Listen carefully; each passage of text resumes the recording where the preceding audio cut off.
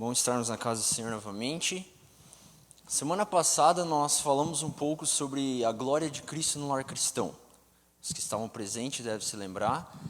Nós fizemos isso em 3 partes. Na primeira parte nós falamos um pouco sobre as bases de um lar cristão. Nós falamos sobre o homem e sobre a mulher.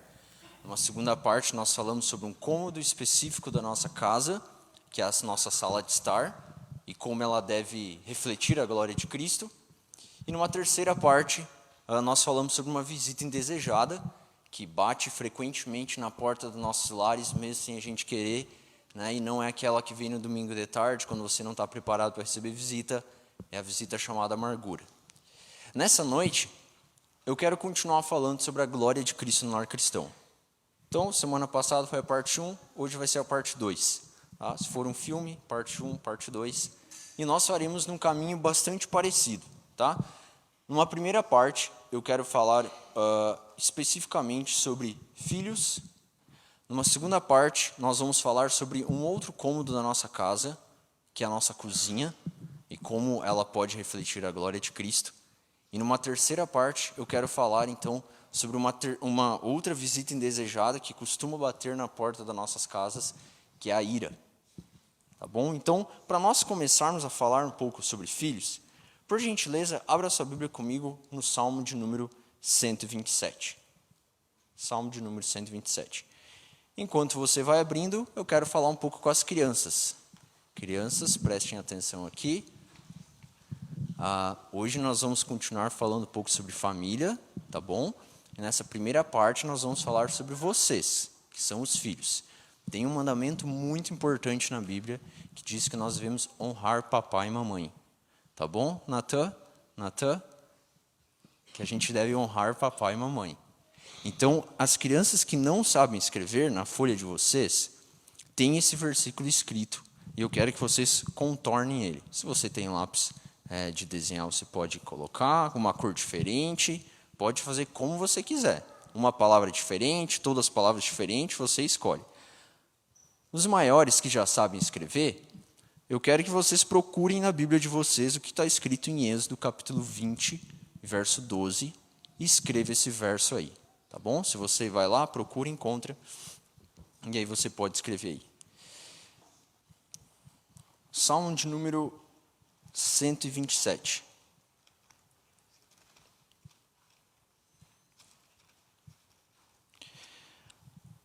A palavra de Deus diz assim: Cântico de romagem de Salomão. Se o Senhor não edificar a casa, em vão trabalham os que a edificam. Se o Senhor não guardar a cidade, em vão vigia a sentinela. Inútil vos será levantar de madrugada, repousar tarde, comer o pão que penosamente granjeaste aos seus amados. Ele o dá enquanto dorme. Herança do Senhor são os filhos, o fruto do ventre, seu galardão. Como flechas na mão do guerreiro, assim os filhos da mocidade. Feliz o homem que enche deles a sua aljava. Não será envergonhado quando pleitear com os inimigos à porta. Irmãos, este salmo, ele começa do verso 1 e no verso 2, nos mostrando um princípio bastante interessante, que é um lar sem o Senhor, ele nunca prosperará. Um lar sem o Senhor nunca prosperará. É isso que ele afirma no verso 1. Ele começa dizendo: se o Senhor não edificar a casa, em vão trabalhos que os edificam. Se o Senhor não guardar a cidade, em vão vigia a sentinela. Nós temos vários lares no mundo, várias famílias. Mas o que o salmista está nos mostrando aqui é que um lar sem o Senhor, ele não prosperará. Ele pode construir sentinelas, ele pode ter uma certa estética na sua casa de proteção, ele pode ter dinheiro, mas sem o Senhor, ele nunca vai alcançar a verdadeira felicidade, ele nunca vai ser um lar próspero.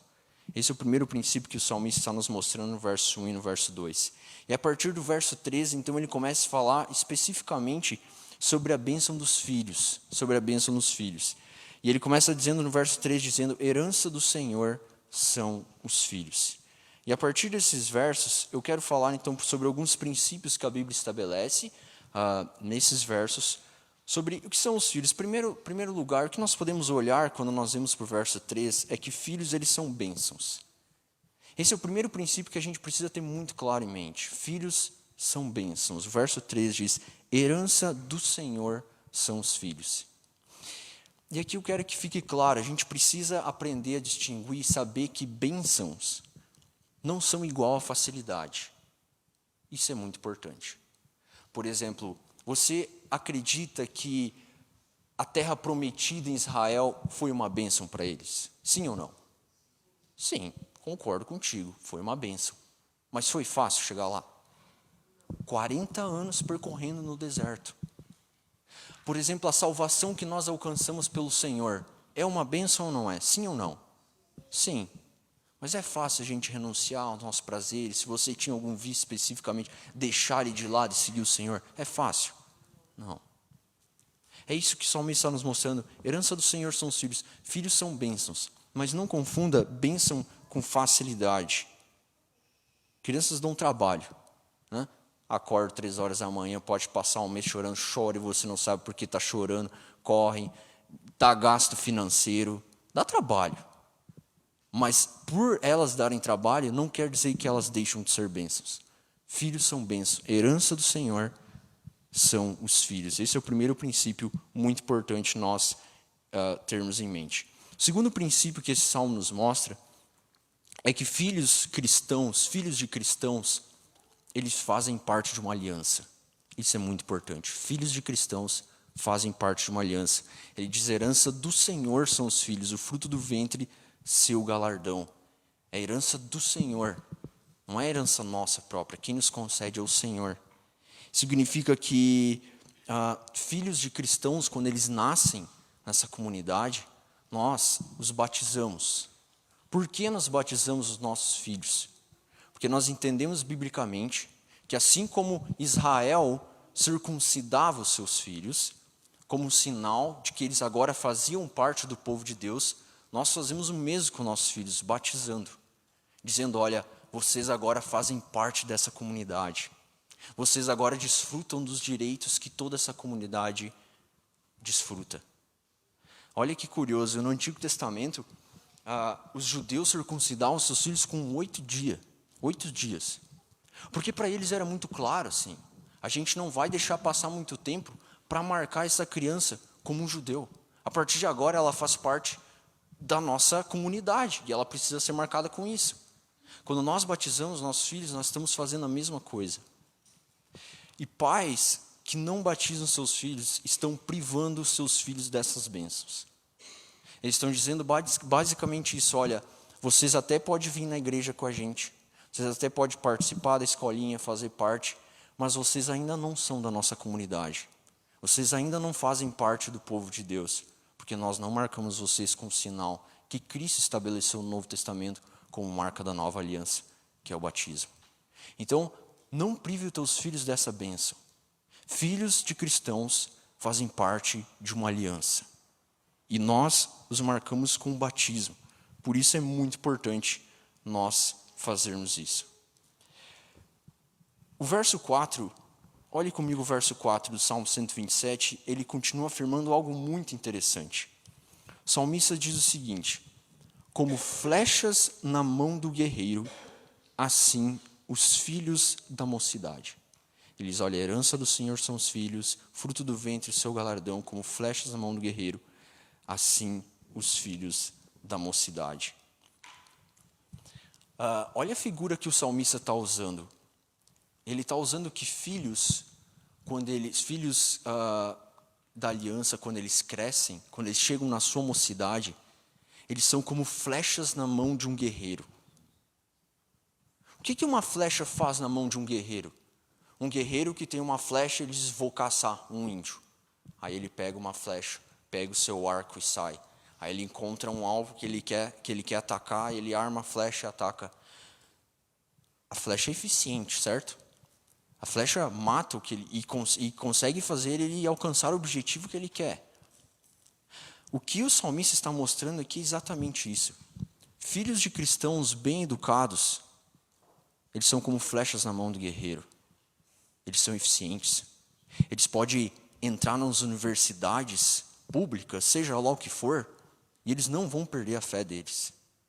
Eles podem entrar no mercado de trabalho, eles podem expandir, continuar o mandato de expansão que nós vimos semana passada, para a glória do Senhor, eles não vão perder a fé, porque eles são como flechas na mão de um guerreiro.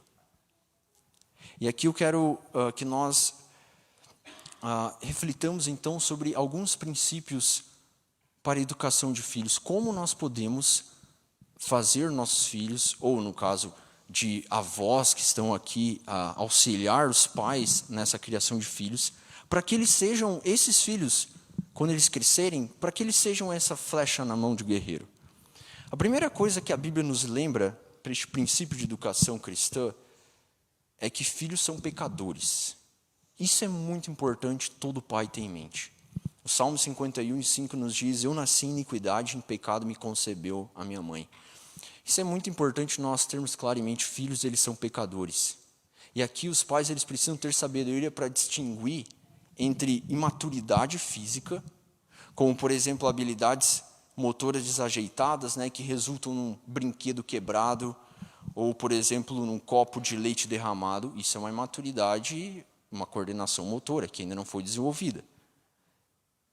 Pais precisam saber distinguir entre isso e pecado, como por exemplo grosseria, lamúria, queixumes, ingratidão, fofoca, preguiça, palavrões, roubos, ressentimento, conversa fiada. Isso é pecado. É importante os pais saberem distinguir isso, porque crianças são fofas. Eu amo elas. Elas são muito fofas, mas elas são pecadoras. E é muito fácil a gente olhar para os pecados dela como os fofos também. Então ela está ali reclamando, fazendo birra e tal. Eita, fofinha, é tudo fofo. Mas elas são pecadoras. Esse é o primeiro princípio que as Escrituras estabelecem. Bom, segundo, pai e mãe devem trabalhar como uma equipe. Lembra que a gente falou semana passada que o pai, o homem, ele é responsável por tudo o que acontece no lar cristão. Esse foi o princípio que Deus estabeleceu lá no Éden. Agora, é claro que isso se demonstra claramente nas crianças que o princípio de autoridade está no homem. Geralmente, os filhos são mais respeitosos com o pai e com a mãe. Eu não sei se você já viu isso, assim, mas eu já vi em algumas famílias, parece que há uma certa competição entre pai e mãe. Assim. O pai ou a mãe assim, meio que se exalta por causa que o filho respeita ela em alguns momentos e não respeita o pai quando o pai fala. Bom, quando isso acontece, os dois estão perdendo, porque os dois devem trabalhar como equipe. Marido e esposa são um time, O fato de que os filhos não obedecem tão rapidamente à mãe, ele deve ser entendido como pelo marido, e ele deve sempre salvaguardá-la, Os filhos, quando eles olharem para a mãe, eles precisam ver a sombra do pai por trás dela, mesmo que ele esteja em casa ou não. Isso é o princípio que Deus estabeleceu. Pais e mães devem trabalhar como um time, não é assim, um vence porque a obedece. É isso que aconteceu com a família de Isaac. Lembra Isaac e Rebeca? Não era um time. Lembra? Isaac preferia quem? Esaú ou Jacó? Esaú. E Rebeca? Jacó. Aí o que aconteceu? Uma briga feia. O irmão quase matou o outro irmão. Porque eles não trabalhavam como um time. Cada um puxava para o seu lado, um preferia um filho do que outro. Então, esse é um princípio bastante importante. O terceiro princípio, bastante importante que as Escrituras nos apresentam. Filhos precisam experimentar liberdade conforme crescem. Isso é bem comum, sabe?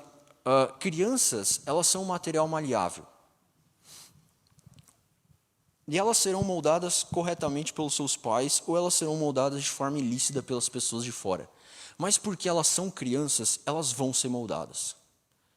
Sim, não ache que deixar uma criança fazer ou seguir, você não direcionar ela, ela vai ser moldada, para um lado ou para o outro. Crianças são completamente maleáveis. E é bem interessante como escritores que falam sobre essa questão, eles apresentam como, por exemplo, nos primeiros 5 anos de vida, é a fase mais importante para se impor regras. Porque você pode ver pelas crianças aqui, elas obedecem, elas repetem o que você fala e tudo mais. E por isso, esses primeiros 5 anos, 10 anos de vida, é muito importante nessa educação cristã, os princípios serem inculcados. Tudo que você repetir, eles vão repetir contigo. Agora, se você não fizer isso de maneira árdua, de maneira dura, se um pai não assumir a frente, não fizer isso com seu filho, não instruir sua esposa para fazer, quando chegar na adolescência, pode esquecer. Na adolescência, ele já não repete tudo que você diz. Na adolescência, ele te questiona. Ele já aprendeu na escola um monte de coisas. E aí, ele não vai mais repetir tudo que você diz. E aí, ele vai começar a te questionar. E aí, pais, quando chegam na adolescência, eles param e dizem, nossa, mas o que aconteceu? Ele era uma criança tão fofinha 10 anos atrás. O que aconteceu é que ele é um material completamente maleável. E você deixou ele se moldar conforme os princípios do mundo. Porque você não instruiu ele de forma árdua e pesada. Então, olha, vamos ler um segundo texto que fala sobre isso, Deuteronômio. Olhe comigo, Deuteronômio, capítulo 6.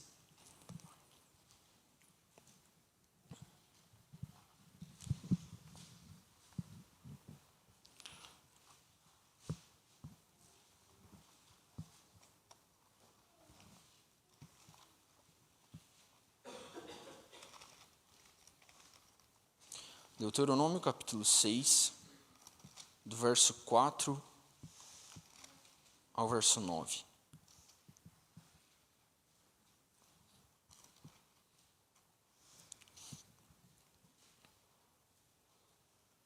Deuteronômio, capítulo 6, verso 4 em diante, diz assim: Ouve Israel, o Senhor nosso Deus é o único Senhor. Amarás, pois, o Senhor teu Deus de todo o teu coração, de toda a tua alma e de toda a tua força. Essas palavras que hoje te ordeno estarão no teu coração. Tu as inculcarás a teus filhos, e delas falarás assentada em tua casa, e andando pelo caminho, e ao deitar-te, e ao levantar-te. Também as atarás como sinal na tua mão, e te serão por frontal entre os olhos. E as escreverás nos umbrais da tua casa e nas tuas portas. Você consegue perceber o zelo que Deus está tendo aqui com a educação cristã dos filhos judeus? Está dizendo, olha, vocês ensinam toda essa lei que eu dei para vocês aqui, caminhando, levantando, converse com eles. E é interessante, porque nessa época não tinha escola. Quem era responsável 100% pela educação dos filhos eram os pais judeus.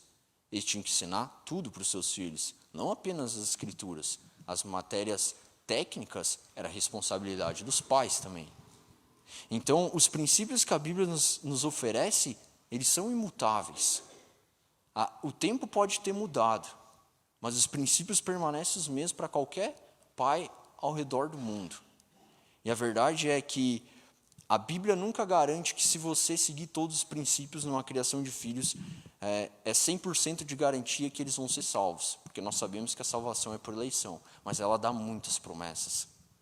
Ela diz, olha, se vocês se empenharem por isso, a promessa de uma geração frutífera, ela é garantia. Ela é garantida pelo Senhor. Então, como última parte dessa primeira parte que nós estamos falando sobre filhos, eu quero falar um pouco sobre a disciplina. Isso é bem importante.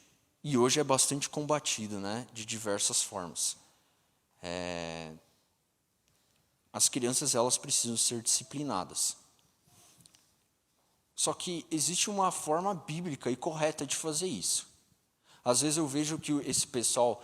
É bizarro, né? A gente olhar para o mundo e querer ver que as pessoas hoje, tu não pode mais fazer nada. Isso é bizarro. Mas também existe um padrão bíblico. Não é assim, só bate no teu filho.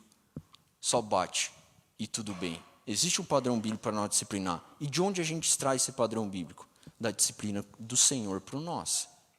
Em Hebreus vai nos dizer que o Senhor disciplina todos aqueles quanto ama. Se zelosos, eles se arrependem. Deus nos disciplina. Nós devemos olhar para a mesma forma que Deus nos disciplina e disciplinar os nossos pequeninos.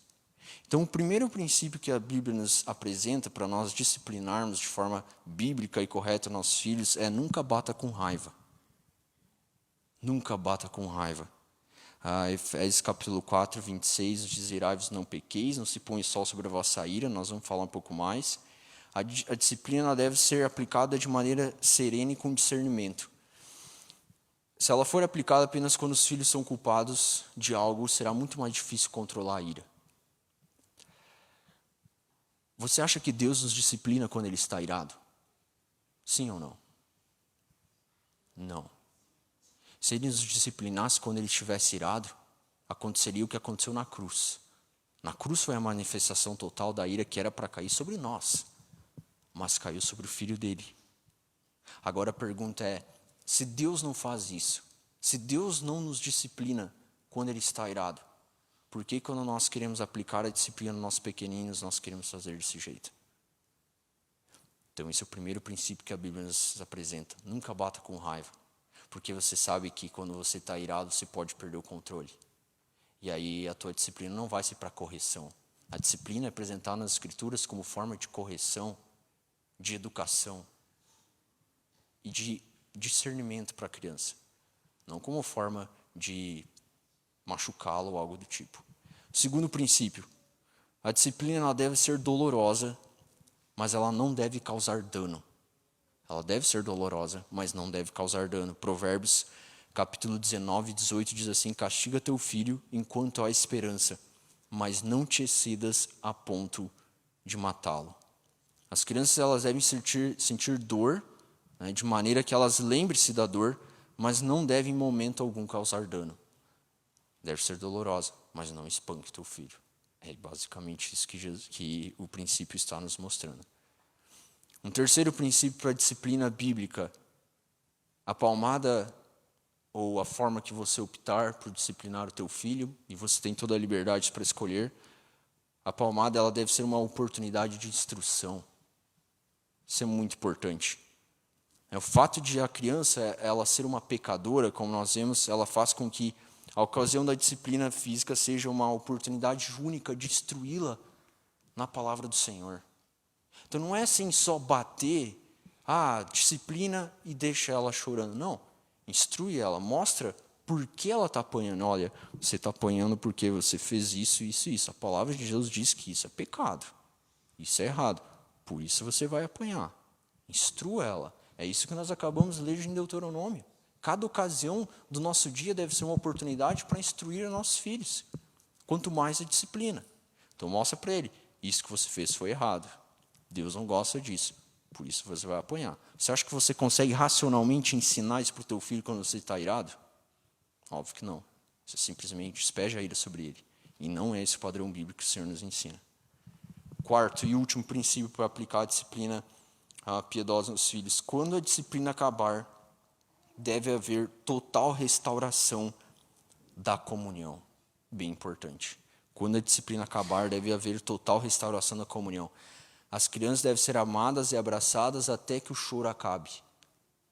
Até que o choro acabe. Então deve-se orar por ela e ser gravado na mente dela que Deus está usando aquela disciplina física para santificá-la. É isso que Deus faz com a gente? Você acha que Deus nos disciplina e joga assim? Vai lá, vai para o quarto chorar. Vai lá. Daí depois, quando se acalmar, volta aqui. É isso que Deus faz com a gente. Quando Ele nos disciplina, Deus trata do nosso coração. Deus trata dos nossos pecados. E Ele usa a ocasião da disciplina para fazer a gente crescer em santidade. Por quê? A gente faz diferente com os nossos pequeninos. Se Deus usa esse padrão com a gente. Então tenha muito em claro em mente esses 4 princípios. Nunca bata com raiva. A disciplina deve ser dolorosa, mas não deve causar dano. A palmada deve ser uma oportunidade de instrução. E o último, quando a disciplina acabar, deve haver total restauração da comunhão. Então, irmãos, tendo terminado essa primeira parte, nós vamos entrar numa segunda, que agora nós vamos falar um pouco sobre um cômodo do nosso lar mais específico, que é a nossa cozinha. Tá bom? Crianças que estão aqui, terminaram já? Trabalhinho? Sim? Tá bom, depois quero ver, hein, se ficou bonito. Então agora a gente vai começar a falar um pouco sobre a cozinha. As crianças que não sabem escrever, tem 2 desenhos aí. Um de um sorvete e um que é um frango, alguma coisa. Gosta, Valentina, disso? Que bom. Gosta, Sara? Sorvete? Que bom, então. Eu quero que vocês pintem esse desenho e tem um espaço branco embaixo. Eu quero que você desenhe alguma coisa que você gosta que a mamãe faz na cozinha. Que comida que você gosta? Desenha aí, tá? Desenha nesse espaço em branco. O pessoal que sabe escrever, tem um espaço aí com uma pergunta. Como podemos ajudar a mamãe na cozinha? Então, a galera que é maior, que já sabe escrever, quero que vocês escrevam, então, o que dá para fazer na cozinha para ajudar a mamãe. Tá bom? Irmãos, abram comigo no livro de Gálatas. Gálatas, capítulo 5.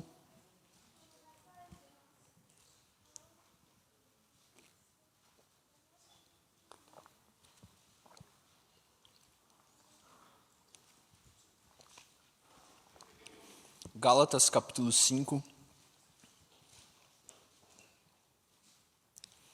Vamos ler o verso 6 e o verso 13.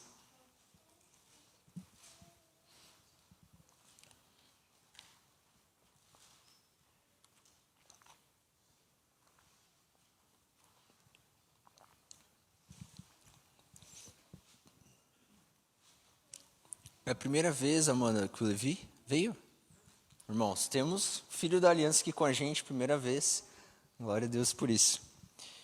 Gálatas capítulo 5, verso 6, e depois nós vamos ler o verso 13. Diz assim: porque em Cristo Jesus, nem a circuncisão, nem a incircuncisão tem valor algum, mas a fé que atua pelo amor. Verso 13. Porque vós, irmãos, fostes chamados à liberdade, porém não useis da liberdade para dar ocasião à carne. Sede antes servos uns dos outros pelo amor. Semana passada nós conversamos um pouco aqui sobre a sala de estar. E como este cômodo da nossa casa, ele pode projetar a glória de Cristo por aquilo que ele foi pensado para ser, que é um lugar para nós estar, para nós conviver. Como é um lugar onde o homem pode biblicamente guiar a sua família, instruir, e nós termos um momento de comunhão, termos um momento de lazer e assim por diante, fortalecer os nossos laços familiares. Como Paulo esperava que os filipenses fortalecessem seus laços, da mesma forma a sala de estar é o local que nós temos para fortalecer os laços com as nossas famílias. É isso que Deus espera que nós fizemos e glorificamos a Ele através disso. Bom, quando nós vamos para a cozinha, nós temos um local onde basicamente nós usamos para fazer comida. Concorda comigo? Então, o princípio que nós encontramos na cozinha é que a cozinha é um lugar de serviço. É um lugar de serviço. Mulheres e homens que têm contato com a gente sabem que é um local de serviço. Suja fácil, está sempre em movimentação, você cozinha lá, faz comida e tudo mais. Então, antes de nós falarmos sobre isso, tenha claramente essas duas coisas. A sala de estar é um local para nós refletirmos a glória de Cristo através da comunhão, através da convivência. A cozinha é uma forma de nós refletir a glória de Cristo através do serviço. Através do serviço. Antes de nós falarmos mais sobre isso, então eu quero falar um pouquinho sobre a comida.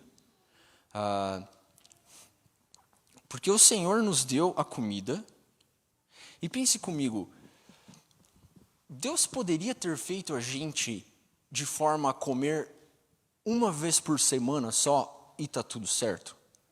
Poderia ou não? Sim ou não? Sim, teria poder. Mas não. Ele fez a gente com uma necessidade de comer pelo menos umas 3 vezes por dia.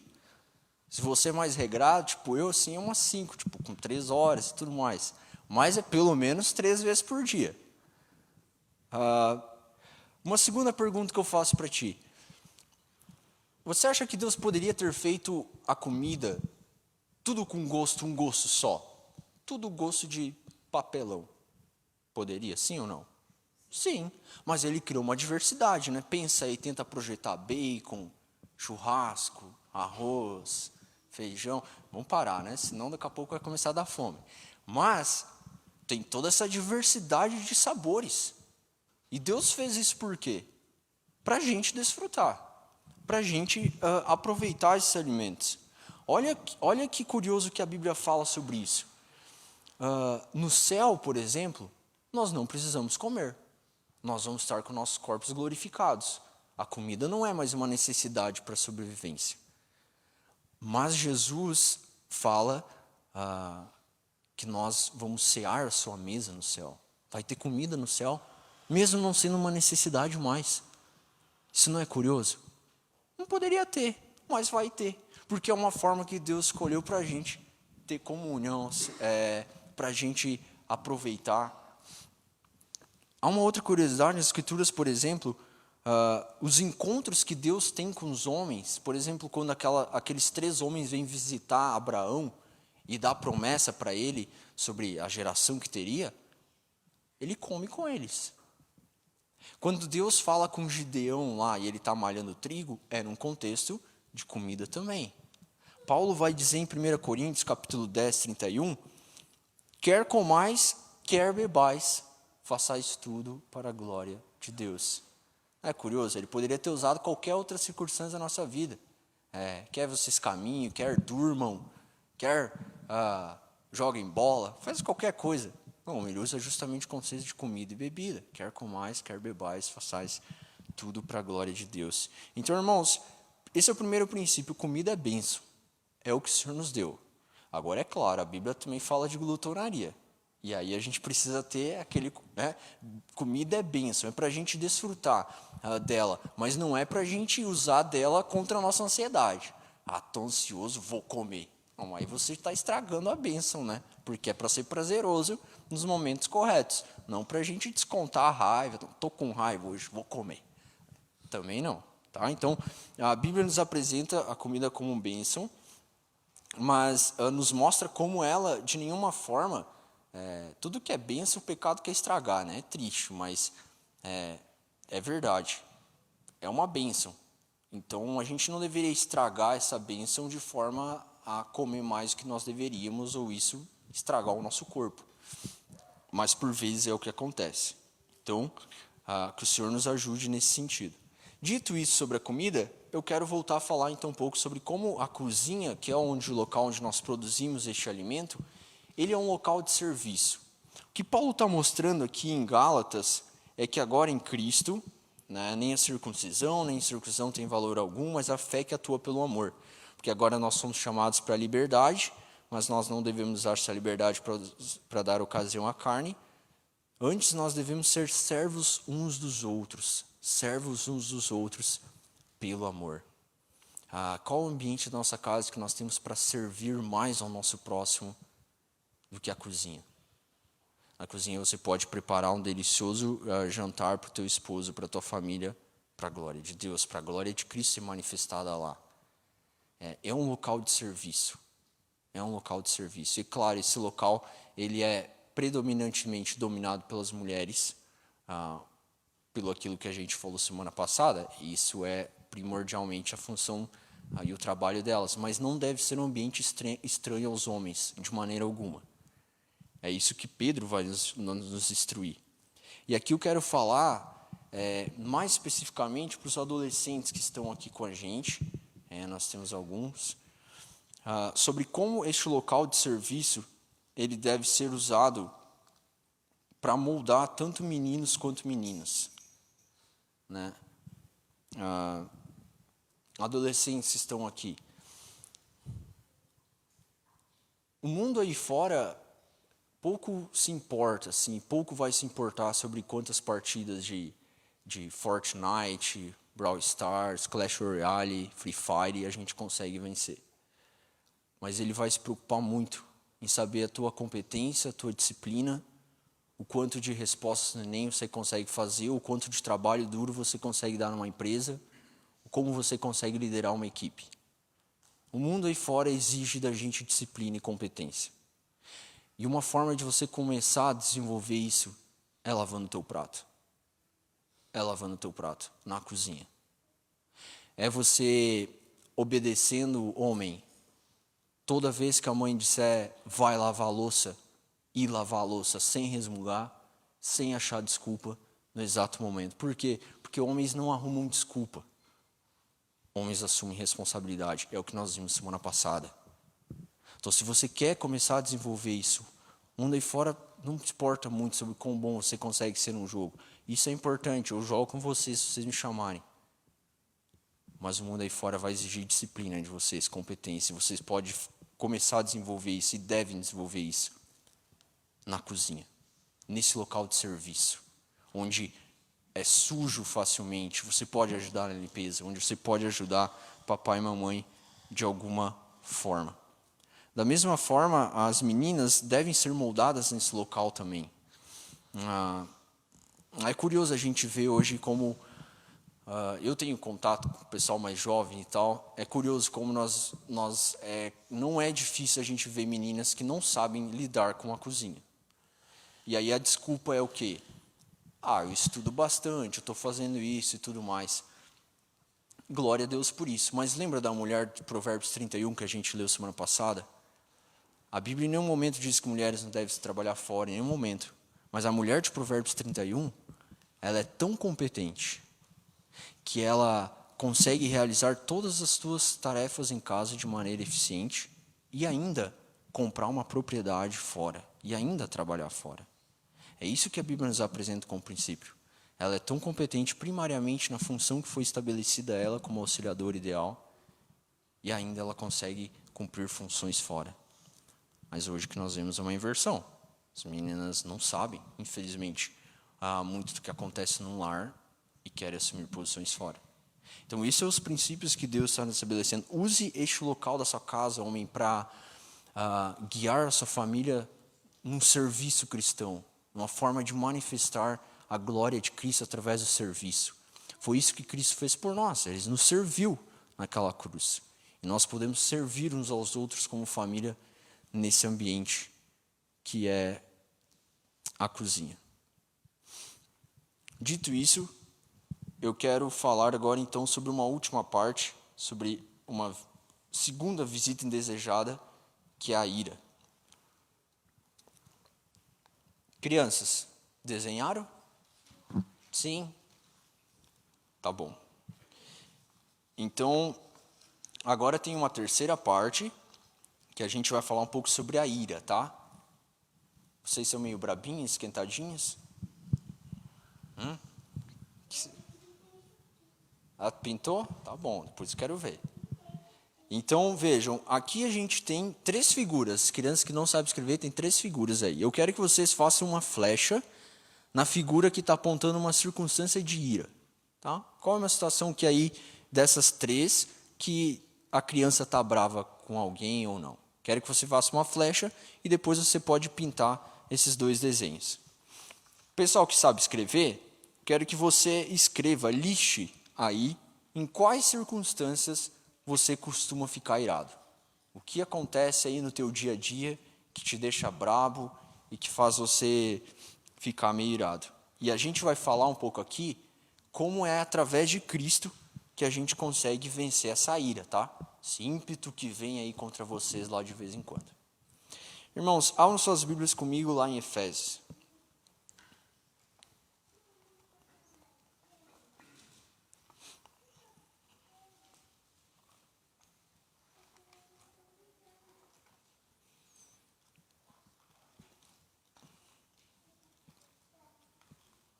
Efésios capítulo 4. Vamos ler o verso 26.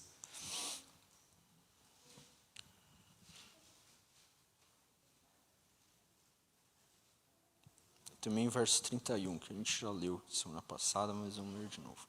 Efésios capítulo 4, verso 26. Diz assim: Irai-vos e não pequeis, não se ponha o sol sobre a vossa ira. Verso 31. Longe de vós toda amargura e cólera e ira, e gritaria e blasfêmias, e bem assim toda malícia. Como nós já sabemos há muitos séculos, a ira ela é uma breve loucura. É uma breve loucura, né? E quando um homem ele recobra sua razão novamente, após um acesso de ira, ele tem plenas condições de se arrepender do dano que ele causou. Mas reparar o dano é frequentemente bem mais difícil do que nós gostaríamos que fosse. Você já deve ter tido um surto de ira. Acredito que todos nós já passamos por uma circunstância dessa. E reparar o dano depois, é bem mais complicado do que falar as coisas quando o ímpeto vem. E veja, a ira é uma das forças mais destrutivas que pode ser desencadeadas em um lar. Infelizmente, esse fato, né, não impede que ela se desencadeie mesmo em lares cristãos. Mesmo em lares cristãos. E este verso, o primeiro princípio que este verso está nos mostrando é que existe uma ira santa, existe uma ira piedosa. Né? Por mais, assim, acontece, existe. É o que o verso 26 está nos informando, é um imperativo. Paulo está dizendo, irai-vos, irai-vos, e não pequeis. Ele está dizendo assim, ó, pode se irar, mas não peque. E aí quando a gente olha para a vida de Jesus, por exemplo, a gente vê que ele se irou de uma maneira santa, de uma maneira piedosa. Uma passagem que nós temos lá em Marcos. Vamos ler essa passagem juntos? Marcos, capítulo 3.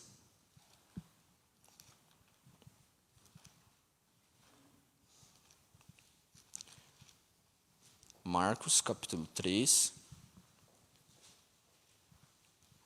do verso 1 até o verso 6.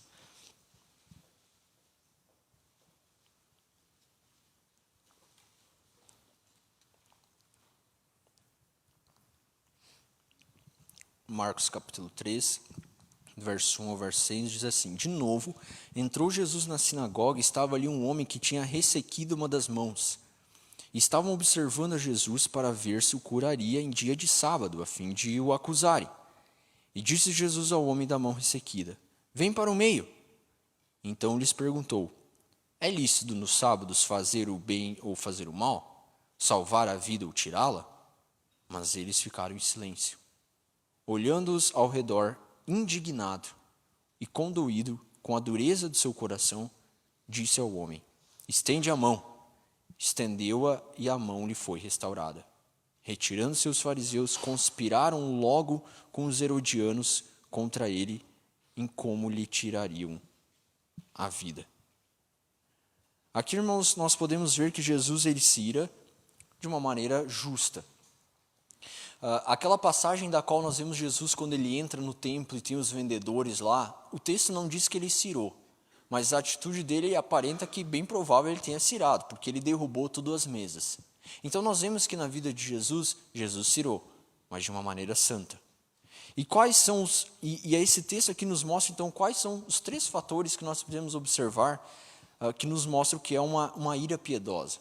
Em primeiro lugar, a ocasião propicia para se irar-se. Por exemplo, qual que era a ocasião que estava acontecendo aqui? Jesus, ele olha o contexto, ele vê o que está acontecendo, e ele vê a dureza do coração dos fariseus. Os fariseus estavam dizendo assim, ó, não dá para curar esse homem no sábado. E Jesus se ira, porque ele pode curar em qualquer dia da semana. Ele tem todo o poder, ele tinha todo o poder para fazer isso. Segundo, o que acompanha essa ira. Jesus ele não se irou só e saiu chutando a parede. O verso 5 nos diz que olhando ao redor, indignado e condoído com a dureza do seu coração, disse ao homem. O que acompanhou a ira de Jesus foi compaixão, porque pela dureza do coração dos fariseus. Então a ira santa de Jesus produziu compaixão no coração dele. Ele olhou e disse, são os pobres miseráveis mesmo, porque não querem que eu faça um milagre só porque eles estão presos numa lei, que não é bíblica, e eles estão querendo me impedir de curar esse homem. E Jesus tem compaixão desses fariseus. Então uma ira santa, ela vem acompanhada de uma compaixão. É o que costuma acontecer com a gente? Não, né? Quando a gente está irado, geralmente não tem muita compaixão. E o terceiro fato que aponta para uma ira piedosa é os resultados. Jesus aqui ele se ira de maneira piedosa, ele tem compaixão do homem, e qual que é o resultado? Um milagre. A mão do homem volta ao normal. Quais que são os resultados depois de um ataque de ira que a gente tem? Bom, a nossa mão pode ficar machucada se a gente dar um soco na parede, né? Mas não é o resultado que Jesus oferece. Jesus oferece um milagre. Então eu gostaria de deixar claro aqui que existe uma ira santa. Apesar de ser bem raro isso acontecer com a gente, mas ela existe. Agora, o que acontece mais frequente conosco, é claro, são ataques de ira que não são justificáveis, por vezes. E aqui eu quero chamar a atenção para a gravidade que a Bíblia apresenta para esse pecado. Se você for ler Gálatas, no capítulo 5, quando vai falar sobre as obras da carne, a ira aparece na mesma lista que pornografia, prostituição, impureza, é a mesma lista. E aí Paulo vai dizer assim no final: todos aqueles que praticam tais coisas não herdarão o reino dos céus. Que Paulo está dizendo basicamente ser uma pessoa frequentemente irada não vai herdar os reinos dos céus. A ira, ela é o equivalente moral a você ter uma revista de pornografia exposta na tua mesa de café da manhã. É nojento pensar isso, mas o equivalente moral é esse. É isso que Paulo está nos mostrando. Então não trate a ira como um pecadinho assim. Ah, sou irado, só isso. Aí eu não cometo assim, não assisto pornografia, tenho problema com sentido assim, mas sou um pouco irado às vezes. Não trate com essa leveza. Ela está no mesmo equivalente moral que esses outros pecados. E veja, irmãos, a ira, ela trabalha fortemente para atrapalhar esse projeto de Deus que é a família cristã. Então, o que eu quero te oferecer é um caminho para você identificar por que você está ficando meio irado, assim, meio frequente com alguma circunstância. A Bíblia nos apresenta que a ira, ela nunca aparece sozinha, assim, ou do dia para a noite. Ela geralmente vem cercada de pecados que a gente acredita ser menores, como, por exemplo, aborrecimento, irritação, ressentimento, queixas, imputação de culpa. É um acúmulo de coisas assim que começa a acontecer. Uma circunstância que pode acontecer todo dia na tua vida, assim. Então, todo dia ele esquece de fechar a porta quando sai para trabalhar. Todo dia a mesma coisa, né? E aí aquilo vai acumulando. É um pequeno ressentimento, é uma coisinha mínima. Aparentemente, não está de nada. Mas ele vai crescendo até você ter um surto de ira. Então, identifique qual é o pecado que tem acompanhado os teus ataques de ira. Pode ser coisas mínimas, que o teu cônjuge, que o teu filho, que a tua filha, que o teu pai, que a tua mãe tem feito frequentemente no teu lar e tem causado os ataques de ira. Identifique isso e busque ser liberto disso através da cruz de Cristo. O caminho que nós temos para sermos genuinamente libertos dessa disposição de ira e fúria é nós contemplar pela fé a grande demonstração de ira da história no mundo, que foi a cruz do nosso Senhor Jesus Cristo. Lá a gente pode ver Cristo sofrendo toda a ira santa de Deus em nosso lugar. Lá a gente pode olhar e ver o que uma ira de verdade pode causar e que deveria ter caído sobre a gente, mas caiu sobre Cristo. Cristo, de misericordioso, de bondoso que foi com a gente, assim, nos poupou de sofrer a ira de Deus. Você acha que eu e você não deveríamos ter a mesma paciência e longanimidade que Deus tem com a gente, com as pessoas que nos rodeiam? Com os nossos familiares, com os nossos filhos, com a nossa esposa. Se Cristo nos poupou de sofrer a ira de Deus, Ele sofreu em nosso local. A gente deve oferecer essa mesma graça, essa mesma paciência que nós recebemos quando nós olhamos para a cruz de Cristo. Então, irmãos, reflitam sobre isso.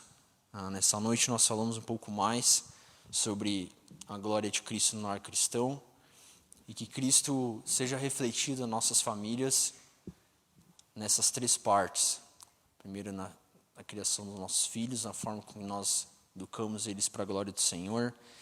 Segundo, neste cômodo que nós temos na nossa casa, que é a cozinha, onde nós podemos servir o nosso próximo. E através de não surtos de ira, de não ataques de ira, para a glória do Senhor. Vamos orar?